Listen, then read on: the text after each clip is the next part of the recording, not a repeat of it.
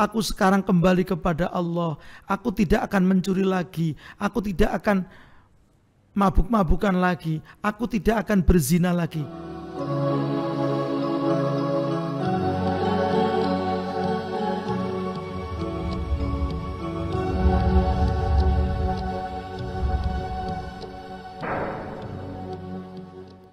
Assalamualaikum warahmatullahi wabarakatuh. Bismillahirrahmanirrahim. Alhamdulillahi rabbil alamin. Wabihi nasta'inu ala umurid dunya waddin. Wassalatu wassalamu ala ashrafil anbiya wa imamil mursalin, Sayyidina wa maulana Muhammadi wa ala alihi wa ashabi ajma'in, amma ba'd. Pemirsa Demak TV yang dimuliakan oleh Allah Subhanahu wa ta'ala, soimin, soimat, mudah-mudahan diterima puasa kita oleh Allah. Marilah kita bersyukur kepada Allah Subhanahu wa ta'ala dengan mengucap syukur kepada Allah yang pada sore hari ini masih memberikan kekuatan kepada kita untuk tetap melaksanakan ibadah puasa dalam keadaan sehat walafiat tanpa kurang satu apapun. Pemirsa Demak TV yang dimuliakan oleh Allah, pada sore hari ini kami akan membicarakan tentang taubat. Bismillahirrahmanirrahim. Alhamdulillahirabbil alamin. Faqala Syekhul Muallif rahimahullahu taala wa nafa'na bihi wa bi'ulumihi wa 'ada 'alaina min barakatihi amin. Majlisun fi qaulihi ta'ala wa tubu ilallahi jami'an ayyuhal mu'minuna la'allakum tuflihun. Majelis ini akan membicarakan tentang firman Allah, wa tubu ilallahi jami'an ayyuhal mu'minuna la'allakum tuflihun. Bertaubatlah kamu semua kepada Allah, wahai orang-orang yang beriman, mudah-mudahan kamu termasuk golongan orang-orang yang beruntung.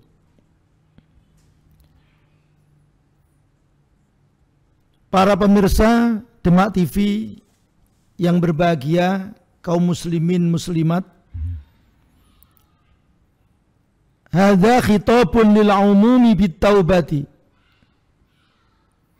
wa haqiqatut taubati fil lughah ar-ruju'.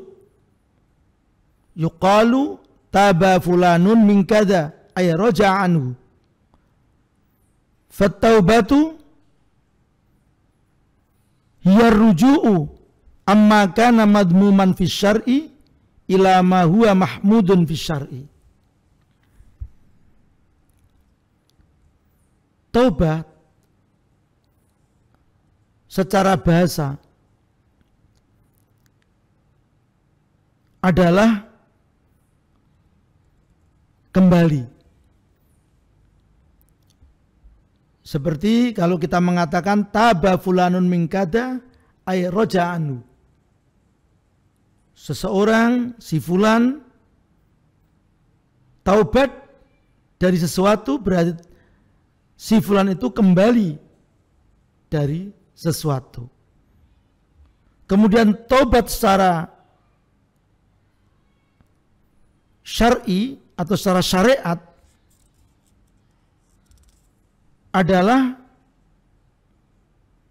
ar-ruju' amma kana madmuman fi syar'i ila ma huwa mahmudun fi syar'i. Kembalinya seseorang dari sesuatu, dari tindakan, dari apa saja yang dicela oleh syariat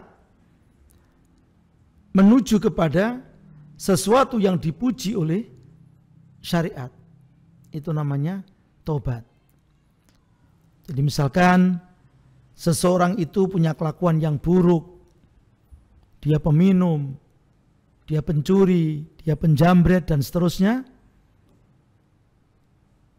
Kemudian dia ingin meninggalkan itu, kembali menjadi orang baik, melakukan halal yang baik.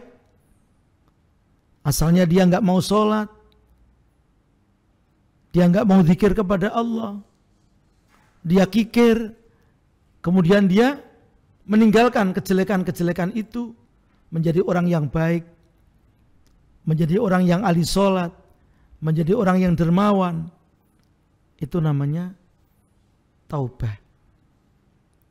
Jadi tobat artinya kembali.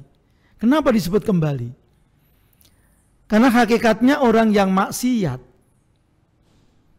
orang yang melawan hukum Allah, orang yang meninggalkan perintah Allah, orang yang melawan Allah, melanggar larangan Allah, itu hakikatnya dia lari dari Allah.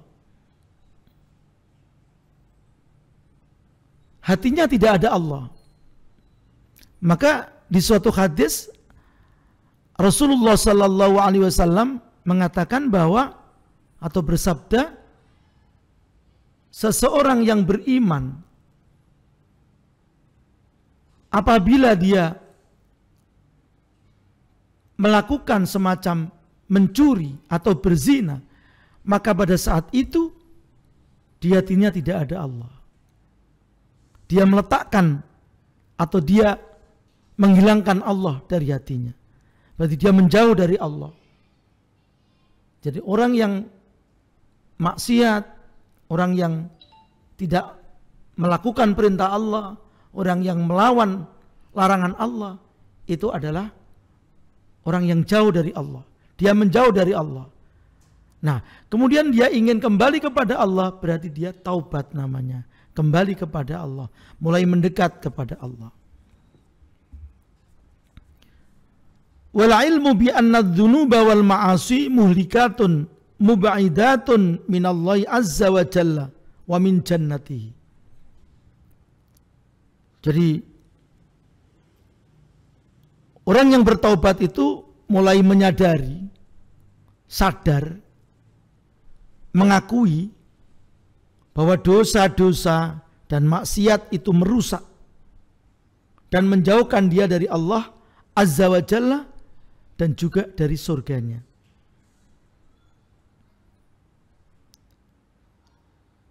Kemudian kalau dia mau meninggalkan dosa, meninggalkan maksiat, berarti dia muqarribun wa tarkuha muqarribun ilallah Azza wa Jalla wa jannatihi.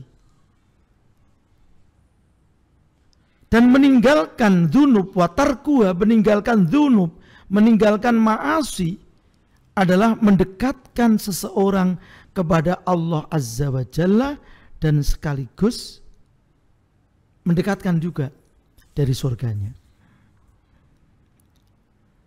Dengan kata atau dengan firman Allah, wa tubu ilallahi jami'an ayyuhal mu'minun la'allakum tuflihun, seakan-akan Allah mengajak kepada kita, irji'u ilayya min hawa nufusikum wa wuqufikum ma'a syahwatikum asa an tadfaru bibughiyatikum indi fil ma'ad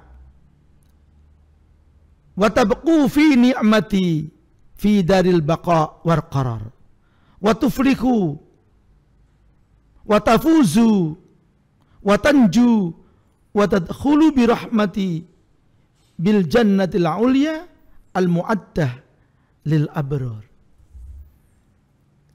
Jadi dengan firman Allah, kembalilah kamu, tobatlah kamu semua kepada Allah, wahai orang-orang yang beriman, agar kamu menjadi orang-orang yang beruntung. Itu seakan-akan Allah memanggil kita. Ayo, kembalilah kepadaku. Tinggalkan hawa nafsumu. Dan tinggalkan tempat atau sesuatu yang selama ini kamu tempati, yang selama ini kamu turuti, yaitu syahwatmu. Agar kamu mendapat apa yang kau inginkan besok di hari kembali di sisiku. Dan nikmatku akan terus ada kepadamu besok di daril qarar, yaitu di akhirat, di surga. Para pemirsa Demak TV yang berbahagia. Jadi itu gambaran sekilas tentang bagaimana kita diajak oleh Allah untuk kembali kepada Allah, meninggalkan sesuatu yang selama ini kita geluti, yang selama ini kita lakukan, maksiat. Kemudian kita berprasangka buruk kepada Allah. Pada saat kita mendapat sesuatu yang banyak, kita bersyukur kepada Allah. Tetapi kalau kita mendapatkan sesuatu ujian dari Allah, kemudian kita bersalah sangka kepada Allah, suudzon kepada Allah, ini merupakan satu dosa. Oleh karena itu, marilah kita kembali kepada Allah. Kita sering meninggalkan sholat, kita sering meninggalkan majelis-majelis zikir, kita sering enggan melakukan kebajikan. Maka mari pada bulan Ramadan ini kita bertaubat kembali kepada Allah dengan terus meningkatkan kebajikan dan terus melakukan hal-hal yang diperintah oleh Allah Subhanahu wa ta'ala. Kemudian Allah menghitopi atau Allah mengatakan kepada mereka, kepada orang-orang yang bertaubat dengan khitab yang khusus. Faqala ta'ala, ya ayyuhalladzina amanu tubu ilallahi taubatan nasuha. Asa rabbukum ayyukaffira ankum sayyiatikum wa yudkhilakum jannatin tajri min tahtiyal anhar. Wahai orang-orang yang beriman, taubatlah kamu kepada Allah dengan taubatan nasuha. Apa yang disebut taubatan nasuha? Wa maknan nusuh al-khalisu lillahi ta'ala. Al-khali minas syawaib ma'khudun minan nasah wa huwa al-khaid. Jadi makna taubatan nasuha artinya taubat yang benar-benar ikhlas, hanya karena Allah semata, bukan karena siapa-siapa. Bukan karena didorong oleh orang lain, bukan karena mungkin taubatnya setelah di dalam penjara dan seterusnya, tidak. Taubatnya benar-benar murni karena ingin kembali kepada Allah semata, tidak karena apa-apa. Maka ada seorang ulama yang mengatakan bahwa ada seseorang bercerita begitu, ada seseorang dia dalam penjara, dia bercerita, saya sekarang sudah tobat, sudah tidak mencuri lagi, saya sekarang sudah tobat, tidak akan merampok lagi, tidak akan membegal lagi, tidak akan mencopet lagi. Kemudian seorang ulama tadi bertanya kepada seseorang yang ia jumpai di penjara tadi, kamu bertaubat itu semata-mata karena Allah atau karena kamu tidak punya kesempatan untuk mencuri karena kamu sudah ada dalam penjara? Seseorang tadi tidak bisa menjawab. Bukankah, lalu Pak Kiai tadi, seorang ulama tadi mengatakan, bukankah kamu di sini bertaubat? Bukankah kamu mengatakan tidak mencuri lagi? Bukankah kamu mengatakan tidak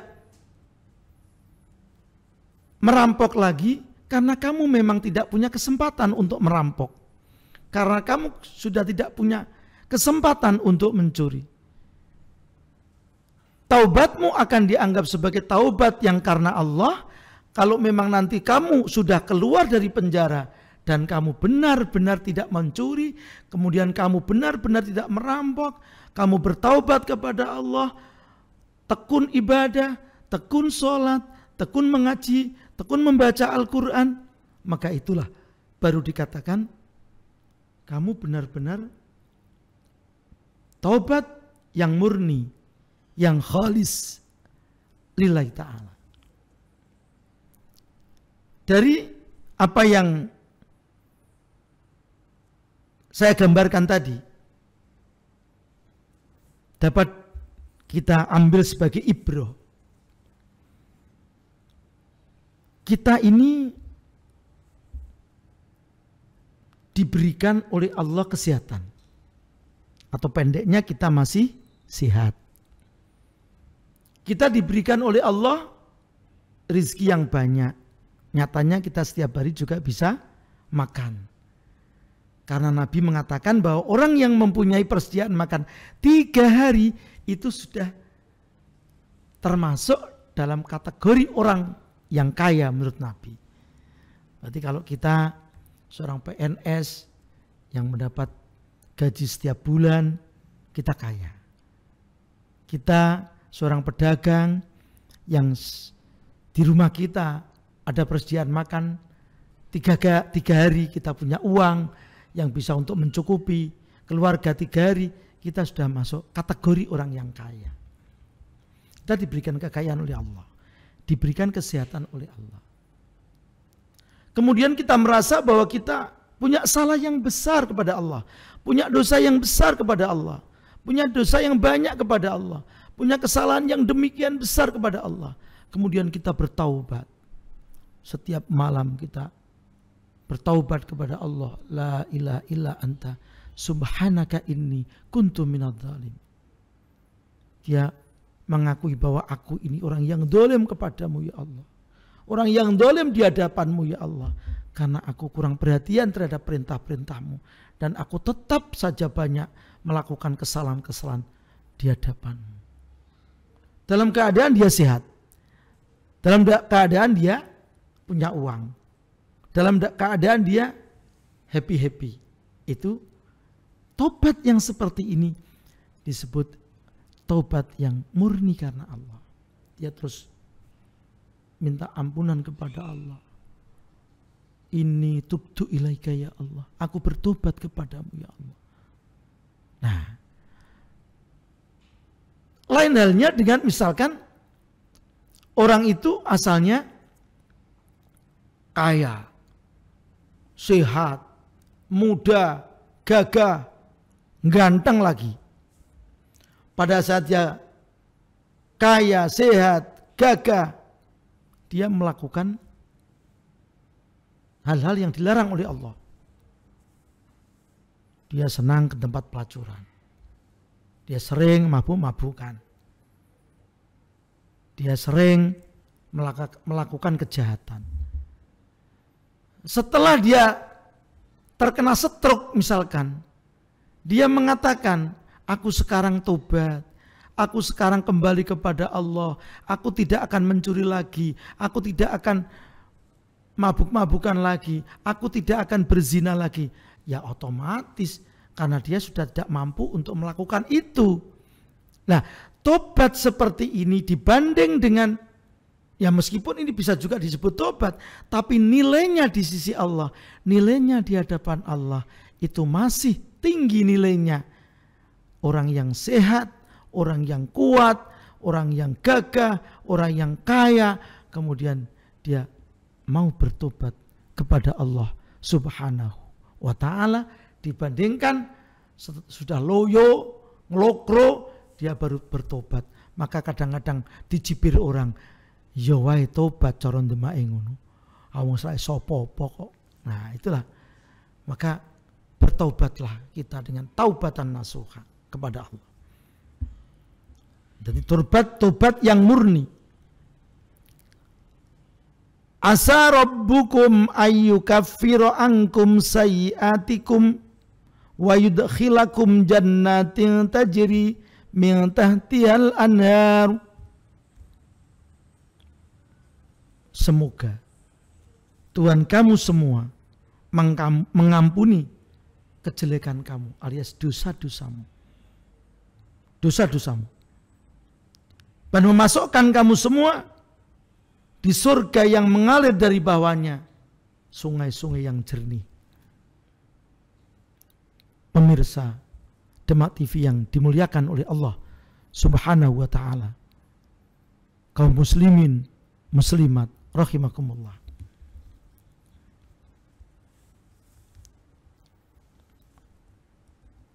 Allah Subhanahu wa ta'ala berfirman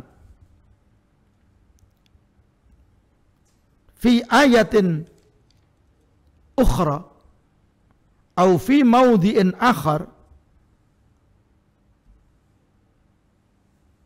at-taibuna al-abiduna al-hamiduna as-sa'ikhuna ar-raki'una as-sajiduna al-amiruna bil ma'ruf wan nahuna 'anil munkar wal hafidhuna li hududillah wa basyiril mu'minin. At-taibuna, orang-orang yang bertaubat. Didahulukan at-taibun karena sangat penting orang itu agar kembali kepada Allah.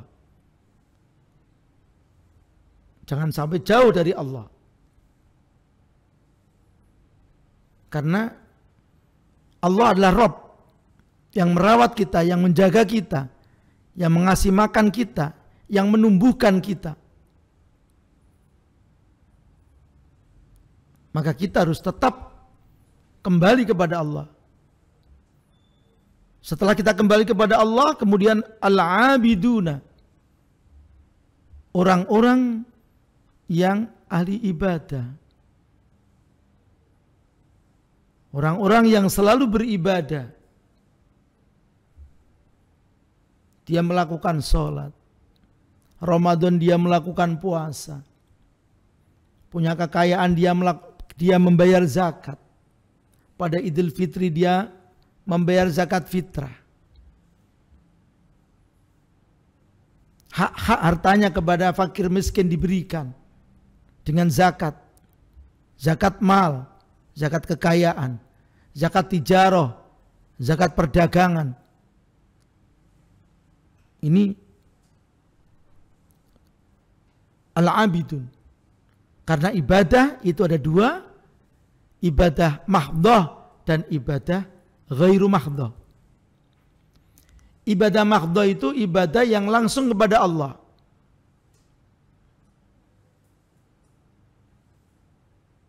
Ibadah yang kedua adalah ibadah ghairu mahdhah, yaitu ibadah yang intinya kepada Allah tapi wasilahnya kepada manusia. Tujuannya kepada Allah tetapi wasilahnya, medianya kepada makhluknya Allah. Ibadah mahdhah contoh sholat. Nah ini al-abidun ibadah mahdhah. Dia mau sholat, dia mau haji, dia mau puasa. ibadah mahdhah. Kemudian ibadah yang ghairu mahdhah seperti zakat. Nah, zakat ini kan kita punya kekayaan. Kalau pertanian sudah mencapai 1 nisab, pada saat panen 1 nisab itu kemudian kita zakati 10% apabila rendengan, 5% apabila gadon atau ketiga, yang sebagian siramannya atau pengairannya menggunakan pompa, tidak dengan air hujan penuh, 5% misalkan, kita berikan kepada yang berhak, hak-haknya harta kita itu, maka itu termasuk ibadah, tapi ibadah ghairu mahdhah. Kemudian kita bersedekah, bersedekah kepada fakir, miskin, memberikan takjil kepada orang yang berpuasa, pada orang yang nggak mampu, tetangga-tetangga kita. Pada masa-masa PSBB seperti ini, atau pada saat pandemi corona, banyak orang yang pekerjaannya di PHK, banyak orang yang jualannya tidak laku. Ini maka di sanalah kita bisa berbagi. Nah, ini termasuk ibadah ghairu mahdhah. Menolong orang, memberi orang, memberi makan orang, dan seterusnya banyak sekali jumlah dari ibadah ghairu mahdhah. Masya Allah. Itu kita lakukan. At-taibun, orang yang bertaubat. Al-abidun, orang yang beribadah. Al-hamiduna, kemudian orang yang selalu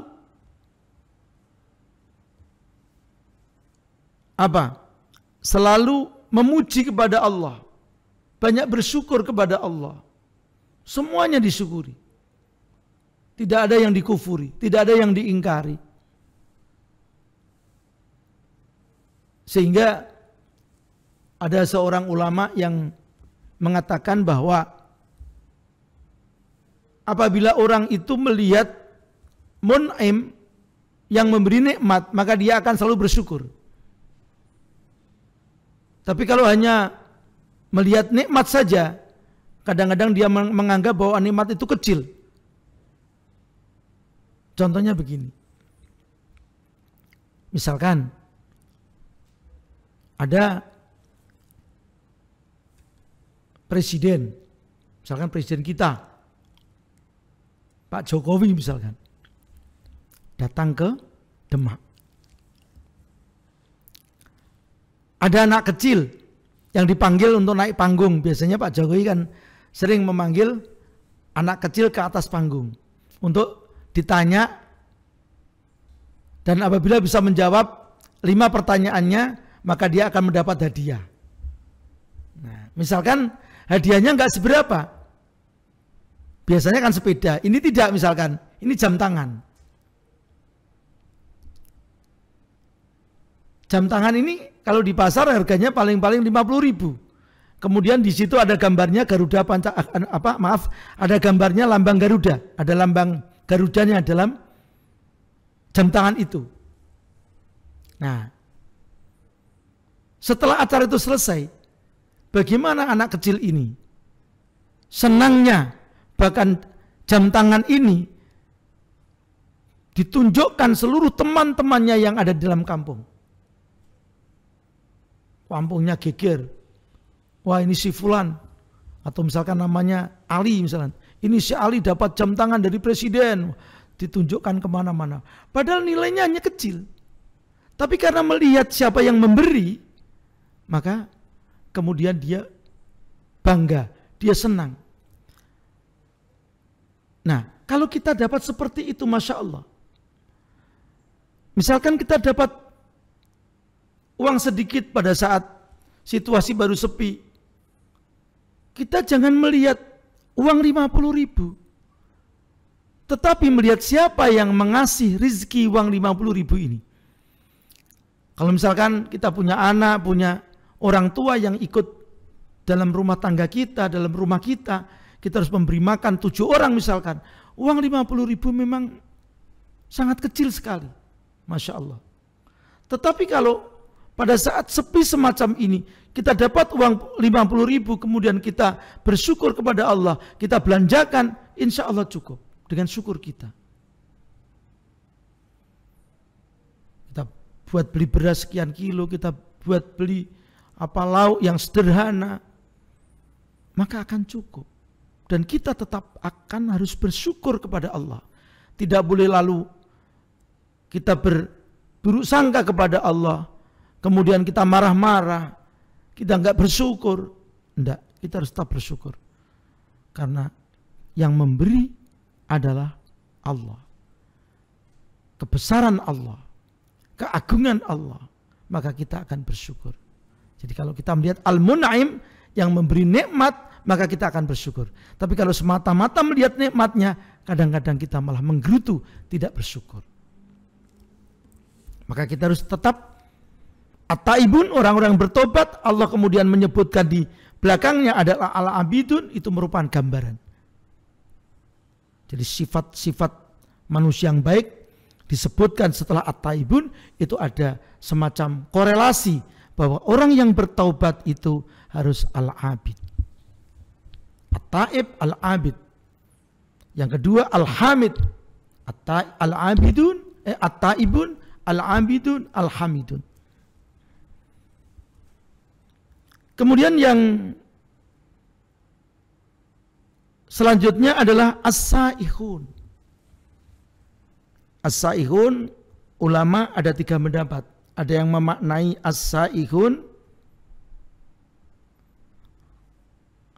ai-saihuna litolabil ilmi.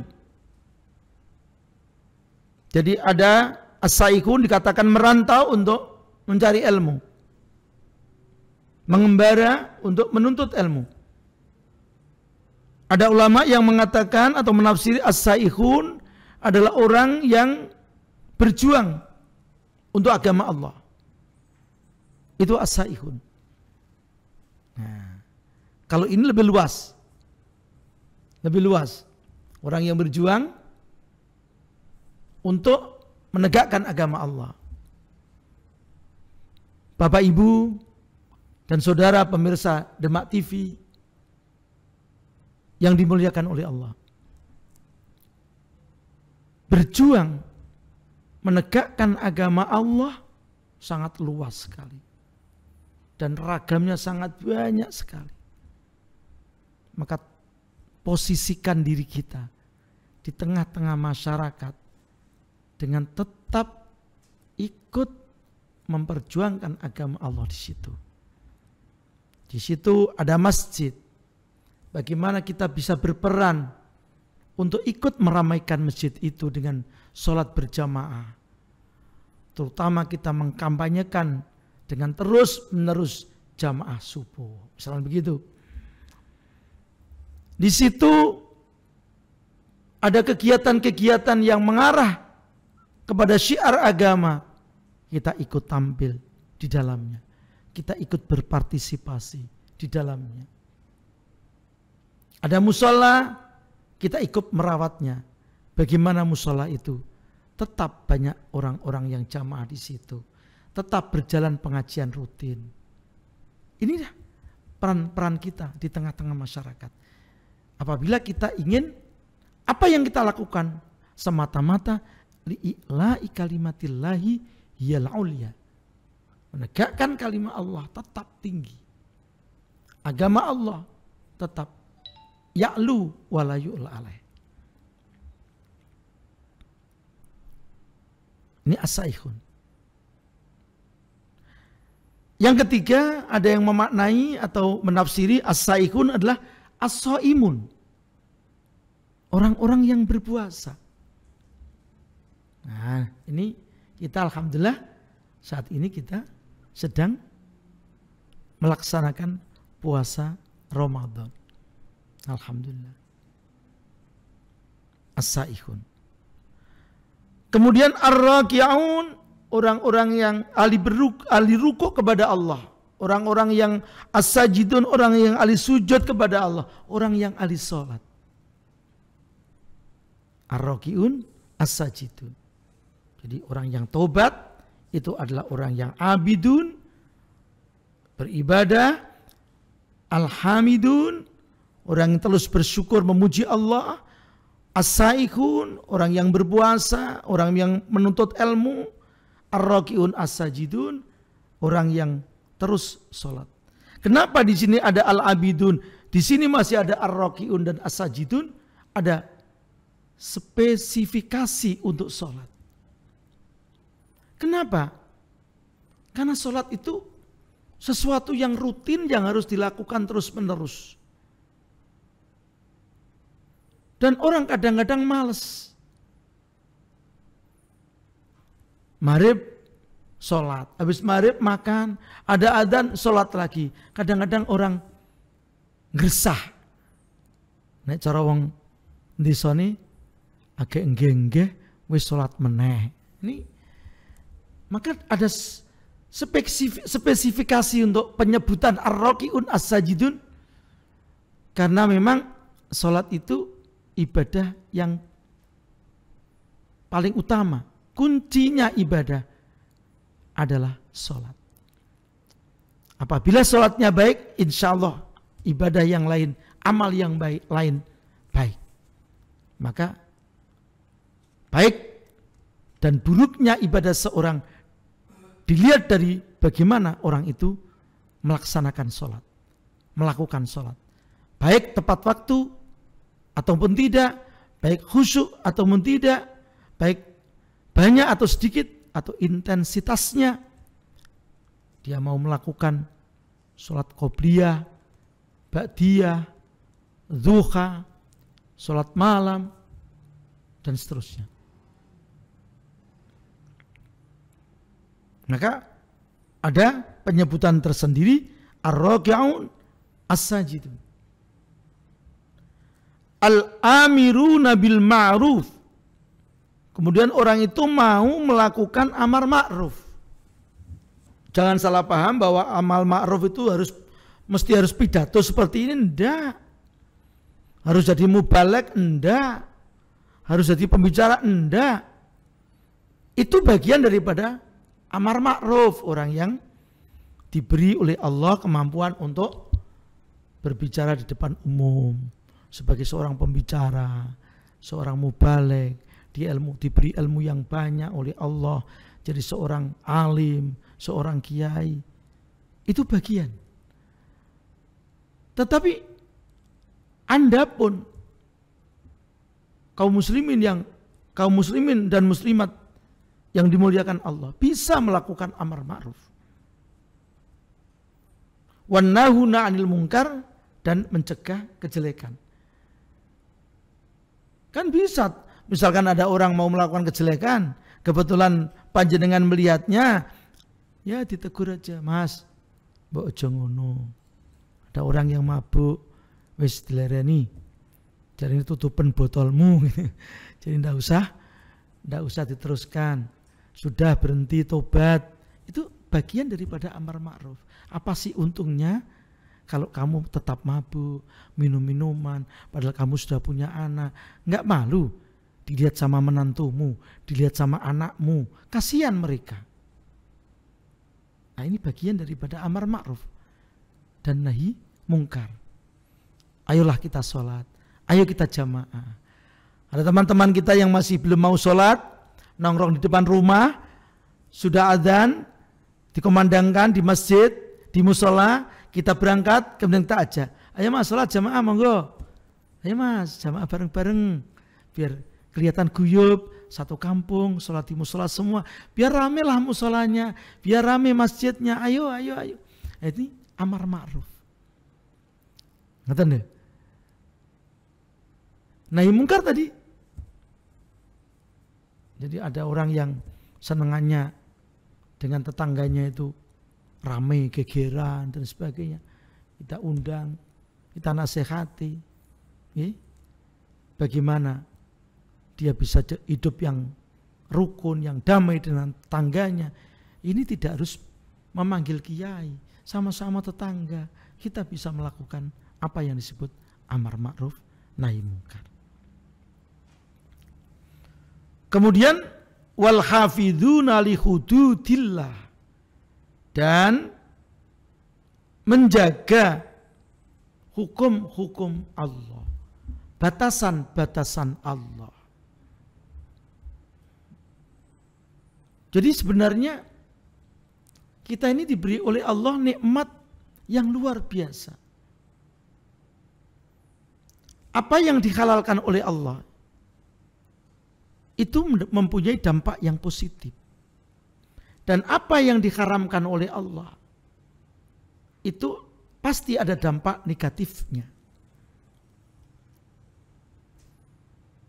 Maka kita harus menjaga jarak, batas halal haram. Itu harus kita jaga jaraknya. Al halalu bayyinun wal haramu bayyinun. Halal itu jelas, haram itu jelas. Jadi kita harus bisa membedakan, ini halal, ini haram. Lakukan yang halal, tinggalkan yang haram. Lakukan yang diperintah, tinggalkan yang dilarang. Setiap yang diperintahkan oleh Allah pasti mempunyai dampak positif atau manfaat yang besar. Tapi semua yang dilarang oleh Allah pasti mempunyai dampak yang negatif. Itu pasti. Saya ingat pada saat saya kecil itu kalau orang yang biasa jajan itu artinya berganti-ganti pasangan. Itu dulu pada saat saya kecil itu ada penyakit yang disebut dengan penyakit sipilis. Saya masih ingat itu. Pokoknya wong sing kene jajan nang warung prostitusi itu biasanya kena penyakit itu dulu. Terus setelah diketemukan obatnya, timbul lagi penyakit. Namanya Vietnam Rose. Entah apa, bagaimana istilah itu bisa timbul. Katanya sih dari tentara-tentara Amerika yang dulu pernah tinggal di Vietnam melakukan seks bebas dengan gadis-gadis di sana. Sehingga mereka mempunyai atau mendapatkan penyakit namanya Vietnam Rose. Ya, hampir seperti sipilis begitu. Terus kemudian diketemukan obatnya. Terus tiap ada ketemu obatnya, timbul penyakit baru. Kemudian sekarang timbul penyakit baru yang ditimbulkan oleh hubungan seks bebas, yaitu apa yang disebut dengan penyakit apa namanya? Apa? HIV. Nah, maaf ya. Namanya penyakit HIV. Nah, ini sampai hari ini belum dapat diketemukan obatnya. Jadi sesuatu yang dilarang Allah, wala taqrabuz zina. Janganlah kamu mendekati zina. Mendekati aja nggak boleh, apalagi melakukan. Karena innahu kana fahishatau wa sa'a sabil. Fahisyah itu perbuatan yang keji. Saya pernah membaca satu literatur yang ditulis oleh seorang ilmuwan di Mesir, Al-Azhar. Cuma namanya saya lupa. Dia mengatakan kenapa zina itu disebut fahisyah. Keji. Bahkan lebih keji kata beliau daripada pembunuhan. Kalau membunuh orang satu, ya sudah orang satu itu. Pembunuhan itu nggak bisa nimbal. Orang satu ini mati, kemudian dia berkumpul dengan istrinya, terus istrinya mati, enggak. Ya sudah, yang dibunuh bapaknya, ya sudah, yang mati ya bapaknya. Anaknya hidup, istrinya hidup. Tetapi kalau orang itu berbuat berganti-ganti pasangan, sehingga dia kena penyakit HIV, Masya Allah. Kalau dia sampai berhubungan dengan istrinya, maka istrinya akan tertular.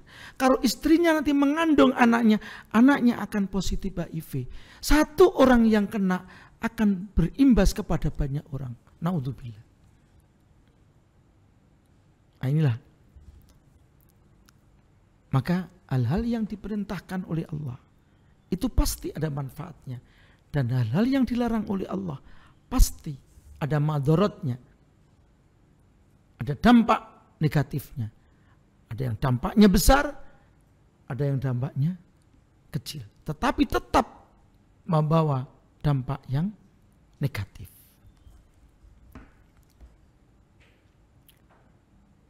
Wabasyiril mu'minin, maka berilah kabar gembira wahai Muhammad. Senangkanlah hati orang-orang mukmin.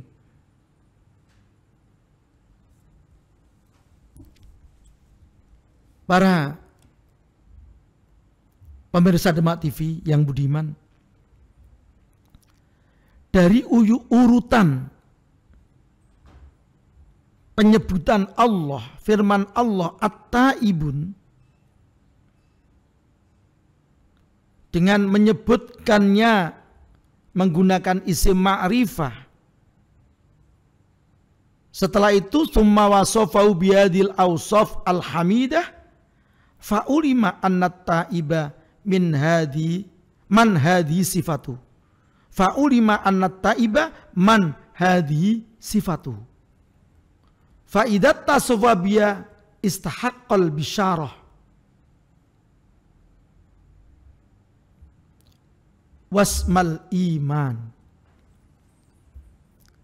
Jadi setelah Allah menyebutkan tadi, sebagaimana yang saya jelaskan sekilas tadi, At-Taibun, kemudian Allah memberikan sifat-sifat al-hamidun, as-saikhun, ar-raki'un, as-sajidun, al-amiruna bil ma'ruf, an-nahuna 'anil munkar, al-hafiduna li hududillah.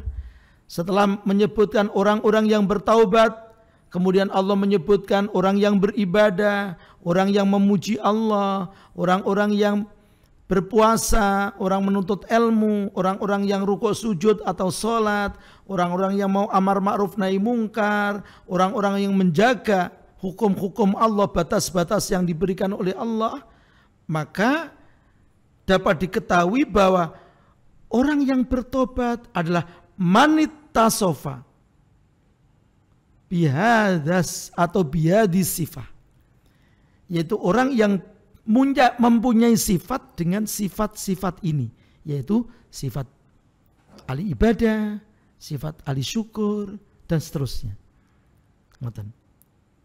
Dan dia berhak istahaqqal bisyarah, dan dia berhak mendapat kesenangan dari Allah. Biasanya ayat yang lain, fabasyirhum bimaghfirati wa ajrin karim, ada. Berilah kabar gembira mereka, gembirakan mereka dengan mendapatkan maghfirah, pengampunan dari Allah, dan mendapatkan pahala yang mulia, yaitu ail jannah, ajrin karim. Jadi dengan demikian orang yang berhak mendapat bisyarah, mendapat kesenangan dari Allah, dan orang yang berhak menyandang atau memakai predikat orang yang beriman adalah orang yang at-taibun, yang mempunyai sifat-sifat tadi.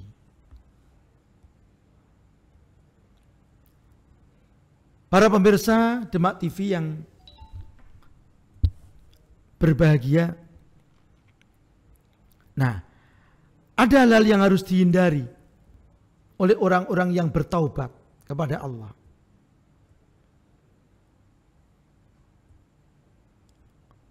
Ulama atau ba'dul ulama wa qad jama'a ba'dul ulama billah azza wa jalla faqala ya sab'a asyarah.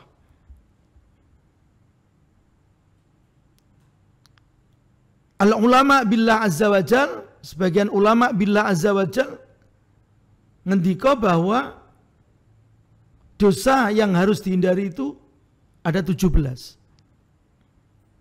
Arba'un fil qalbi. Yang 4 di dalam hati. Apa itu? Asyirku billah.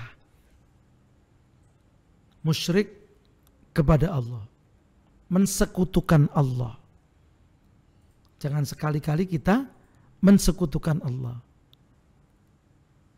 Itu harus dihindari. Mensekutukan Allah itu tidak hanya orang itu kemudian menyembah selain Allah, tidak hanya begitu. Ya termasuk orang-orang yang mempercayakan rizkinya kepada makhluk-makhluk yang dianggap sebagai pesugihan. Kalau kan rame kadang-kadang mengulik pesugihan dan sebagainya, kemana-kemana, jumpa dengan siapa, itu termasuk musyrik itu. Musyrik. Karena dia mensekutukan Allah. Wa ma min dabbatin fil ardi illa 'alallahi rizquha. Tidak ada yang melata di atas bumi kecuali Allah yang menanggung rizkinya. Ngoten. Jadi kita menyandarkan rezeki kita kepada selain Allah. Ono babi ngepet atau apa entahlah, nggak tahu itu. Itu namanya mensekutukan Allah. Kemudian wal israr ala maksiatillah. Yang kedua, terus menerus melakukan maksiat. Itu harus dihindari. Kalau tobat sudah harus menghindari terus menerus melakukan maksiat. Harus ikhlas atau mencabut dari kejelekan yang pernah ia lakukan. Namanya tobat. Yang ketiga wal qunut mir rahmatillah. Hatinya putus asa dari rahmatnya Allah. Maka kita nggak boleh putus asa, Bapak Ibu. Kondisi apapun seperti ini kita harus ada roja, ada pengharapan dari Allah. Jangan kok kapan corona hilang-hilangi, mata kiamat. Nah, ini putus asa namanya. Kita harus tetap berdoa, ya Allah, Allahumma dfa' annal corona. Ya Allah, tolaklah kami dari corona. Ya Allah, ba'id bainana wa baina corona. Ya Allah, jauhkanlah kami dari corona. Allahumma kshif anna minal corona. Ya Allah, hilangkanlah kami dari corona. Nah, kalau perlu ya berdoanya untuk umum. Min baladina hadza khassah wa min buldanil muslimina amma. Tidak hanya untuk diri kita, untuk orang lain juga, untuk negara kita dan untuk negara-negara orang-orang Islam. Bahkan untuk semua negara di dunia ini. Itu namanya tidak putus asa. Orang yang bertaubat, orang yang beriman, tidak ada kata putus asa. Tetap harus ada roja atau harapan kepada Allah. Tidak boleh putus asa. Kemudian wal amnu mim makrillah, dan kita tidak boleh merasa aman dari ancaman Allah. Tidak boleh. Tidak boleh kita merasa aman dari ancaman Allah. Tetap ada roja dan tetap ada khauf. Ini roja itu pengharapan rahmatnya Allah, khauf itu takut akan hal-hal jelek yang diberikan oleh Allah kepada kita. Penyakit misalkan, kita nggak bisa menghindar dari penyakit. Meskipun kita sudah physical distancing, kita sudah menggunakan masker, tetapi kita tetap harus berdoa, takut kepada Allah. Ya Allah, jauhkanlah kami dari corona. Jangan kok mentang-mentang karena kita sudah melakukan physical distancing, kemudian kita sudah cuci tangan, pakai masker, menghindari kerumunan orang, kemudian kita nggak bisa sakit, tidak. Tetapi itu upaya memang, ikhtiar memang, tetapi tetap harus merasa tidak aman dari apa yang akan diberikan oleh Allah.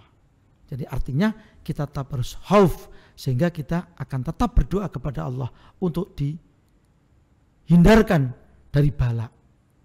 Allahumma kshif annal bala wal waba wal fakhsha dan seterusnya. Kemudian wa arba'un minal fil lisan, yang 4 di lisan kita, yaitu syahadatuz zur, kesaksian palsu. Wa qadzafil muhsan, mendakwa orang lain berzina tanpa ada saksi. Wal yaminul ghamus, dan syahadatuz zur wa qadzaful muhsan wal yaminul ghamus, dan sumpah palsu. Sumpah palsu, wasikhru, dan sihir, santet, tenung, teluh, itu termasuk sihir. Baru 8.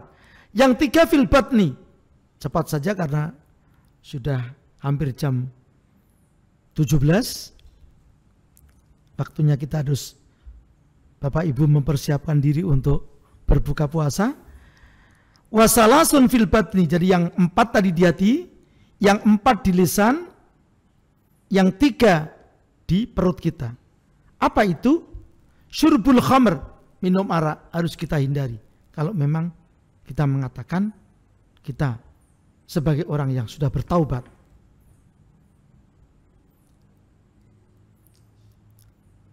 Dari syurbul khamr. Wal muskiri min kulli syarobin, dan minum hal-hal yang memabukkan dari setiap minuman keras. Ya meskipun namanya bukan arak, apa itu congyang, katanya ada congyang, ada topi miring, ada magadon, ada ekstasi, banyak sekali namanya. Ada pil kopro, pil lolo, banyak sekali. Ini harus kita hindari semua. Wa akli malil yatim, dan makan kekayaan anak yatim. Wa akli riba, dan makan makanan riba. Nah ini kadang-kadang riba itu bapaknya atau ibunya sama anaknya besar anaknya ini. Jadi uang dipinjamkan, kemudian dia minta imbalan yang besar.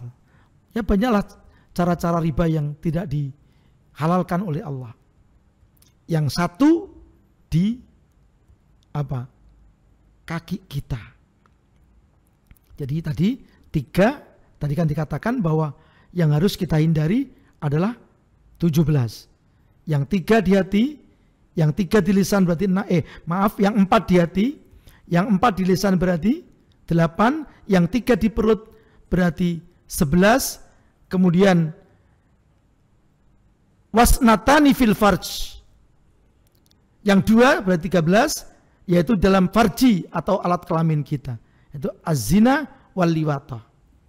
Jadi zina dan sodomi. Kalau zina itu lewat depan, kalau sodomi itu lewat belakang. Karena terjadi pada saat zaman Nabi Lut di kota namanya Sodom, maka perbuatan itu disebut dengan sodomi. Wasnatani fil yadain, yang 2 di tangan, al-qatl was sariqah, yaitu membunuh dan mencuri. Dan yang 1 firrijlaini, yang 1 di kaki kita, di 2 kaki kita, yaitu al-firar minaz zakhfi, melarikan diri dari pertempuran yang sudah campuh. Dan yang 1 di seluruh badan kita, yaitu menyakitkan hati orang tua kita. Maka berbahagialah yang masih mempunyai kedua orang tua, atau minimal punya ibu. Disitulah surga Anda. Berilah kesenangan, berilah makanan yang enak, layanilah Bapak Ibu kita, terutama di bulan Ramadan ini. Mudah-mudahan kita mendapat berkahnya. Amin. Allahumma amin.